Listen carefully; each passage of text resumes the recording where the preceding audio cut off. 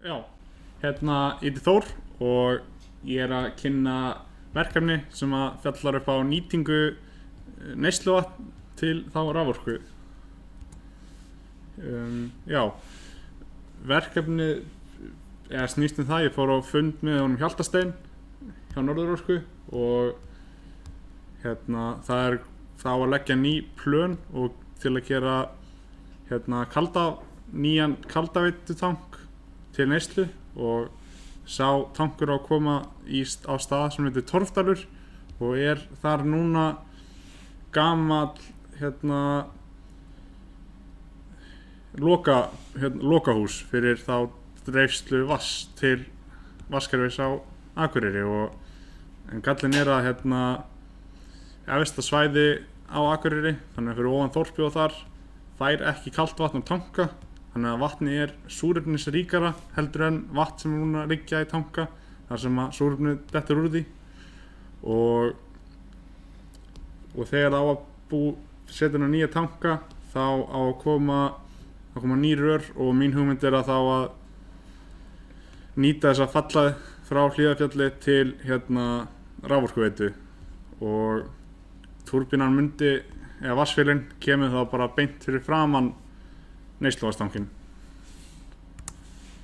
Eru tvær myndir, þetta samt sama mynd, þetta bara zoomið inn önnur.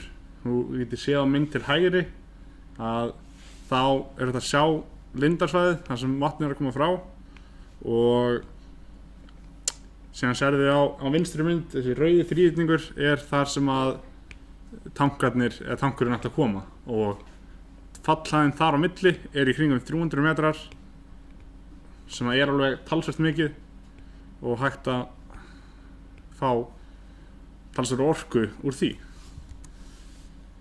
Ég ákvað bara strax að notast við Pelton í staðinn fyrir eitthvað annað en bæði það bara að ég talaði við Ingimar sem kennari í VFMA og kennir vatnsvélafræði og hann sagði einmitt að Pelton væri bestur við þessar aðstæður en einnig reiknaði ég sjálfur út að miða við forsendur að Pelton gerði henta best. Fallhæðin eins og ég sagði 300 metrar og rennslið 770 lítrar á sekundu sem að myndi þá gefa 140 kilowatt í raforku meðan við séum með 70% nýtni sem mjög algengt fyrir litlar smávirkjanir.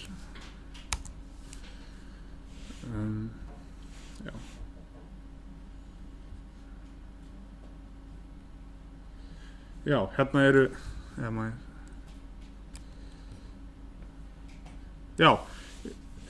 ég fór út á Árteigur og talaði við Eið Jónsson sem að sér að smíða túrbínur og allt tengt í og hann gaf mér upp að túrbína, rafal og stýrikerfi geti kostað 10 milljónir en þá ekki verið að taka inn kostnað á rörum og að leggja rörin, það getur verið mjög dýrt en heildarkostnaður gæti verið í kringum 30 milljónir en það fer eftir hvort að maður hugsi kostnað á rörunum sem partur af kostnaði fyrir túrbínu þar sem að það ákvort sem að leggja rör fyrir neysluvatn.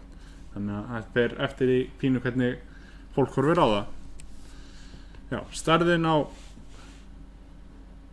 þegar verið að ákveða snúningshraða á svona vatnsvél best að horfast við hvaða rafal á að nota og 1500 snúningar mjög algengur rafali og einnig hentaði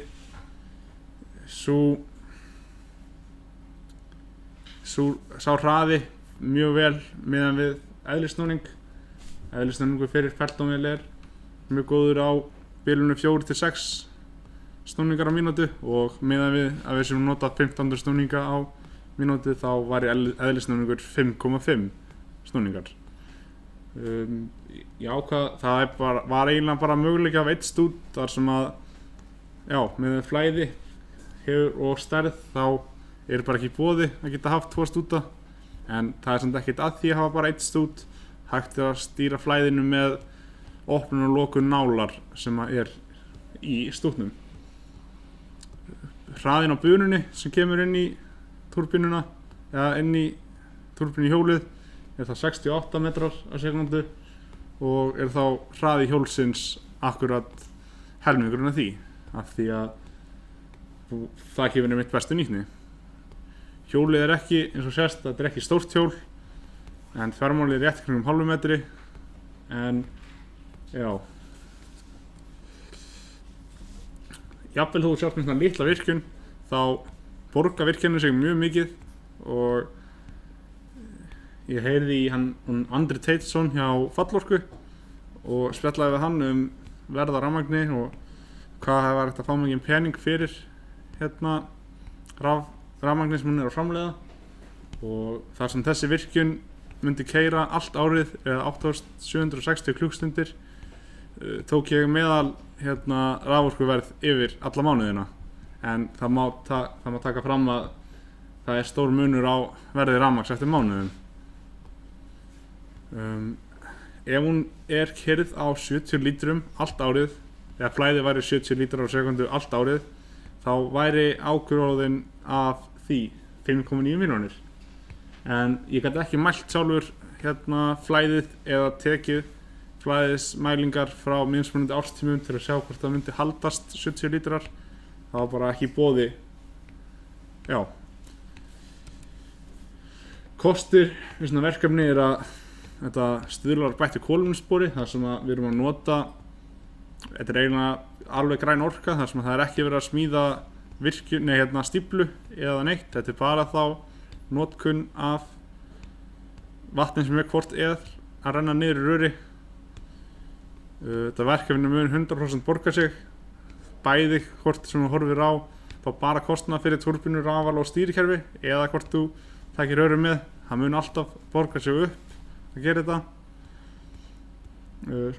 Svona virkjun er frekar örugg fjárfesting, þar sem að það eru mjög líklegt að flæðið verði þarna í mjög langan tíma, og enda er líftími túrbínu, feltan túrbínu mjög langur, getur alveg verið upp í 50 ár að framleiða rafmagn. Hinn helsti galli við bara vatnsvirkjanir yfir höfuð er að byrjunarkostnaður er alltaf mjög hár, en á móti er viðhaldskostnaður mjög lítill og það er eiginlega ekkert sem það er að gera. Þetta er bara sett í gang og sem keyrir þetta bara sjálft. Já, og það er alltaf bara takk fyrir mig, held ég. Já.